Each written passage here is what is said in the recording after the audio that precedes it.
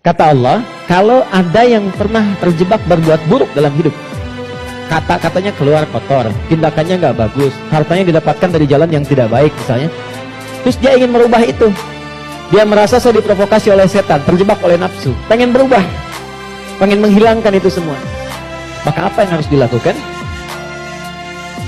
Tsumma yatubuna min qarib. Ini yang indah, bab ini yang paling penting. Fokus baik-baik. Ini yang paling penting dan ini yang paling dahsyat yang bisa kita dapati saat ini. Tsumma yatubuna min qarib. Jadi kalimat dihapus dulu, biarkan dulu sini. Teman-teman, gini. Kemudian saat dia sadar itu salah, dia bergegas ingin segera memperbaiki. Kalimat ini menjadi mahal karena ada informasi di dalamnya dan ini rahasia. Mohon dijadikan antara kita saja dari ini. Perhatikan kalimatnya. Pernyataan. Maaf. Seburuk-buruknya perbuatan yang pernah dikerjakan oleh manusia, rahmat Allah menjadikan setiap manusia itu selalu mendapat kesempatan cahaya untuk kembali. Karena itu, seburuk apapun perbuatan yang pernah dilakukan, pasti akan ada kilatan di hati kita yang mengingatkan, apa masih mau begini terus? Bisa nggak saya berubah? Pernah nggak merasakan itu? Ya, bisa nggak saya tahajud malam? Bisa nggak saya sholat? Sampai kapan saya mau begini? Nah, itu yang mahal. Kadang-kadang datangnya lewat renungan, kadang-kadang datangnya lewat pandangan. Misal Anda pulang dari pekerjaan, kok tiba-tiba Anda lewat ke depan masjid yang banyak orang sedang menunaikan sholat. Tiba-tiba Anda lewat ke pesantren yang anak-anak kecil sudah bawa mushaf, pengen menghafal. Sudah melihat kan? Pertanyaan saya, kok bisa Anda lewat situ padahal bisa melalui jalan yang lain? Itu kalau bukan sayang Allah, gak mungkin diberikan demikian. Kadang-kadang lewat pendengaran, kadang-kadang pendengaran dan penglihatan. Pendengaran misal taklim di masjid, Masjid Raya Pondok Indah, atau misalnya MLBJ di sini, suara keluar, Anda lewat situ. Begitu Anda lewat, terdengar kalimat bertobatlah kepada Allah sebelum kita semua wafat. Padahal kalimat itu ditujukan pada jamaah yang di dalam, tapi suaranya keluar, Anda yang dengar.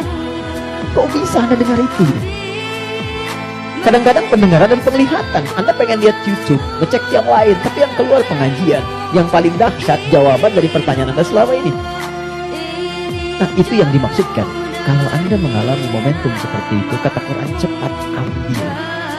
Karena Allah sedang memberikan kasihnya secara langsung tanpa campur tangan siapa.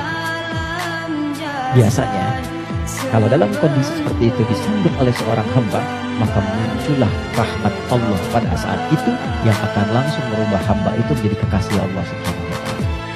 Makanya tidak sedikit orang menjadi kekasih Allah. Kekasih itu maksudnya sangat dekat dengan Allah, sampai doa pun baru minta udah dijawab. Siapa di antara mereka aulia Allah itu?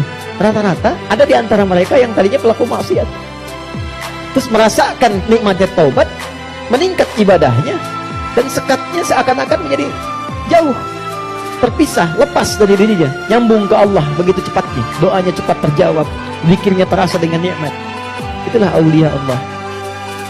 Nah, jadi yang ingin saya katakan adalah, kalau satu kali berbuat salah, terfikir, kemudian ada kilatan di hati kita, di pikiran kita, atau mendengar atau melihat sesuatu mengarahkan kita untuk bertobat, cepat ambil itu.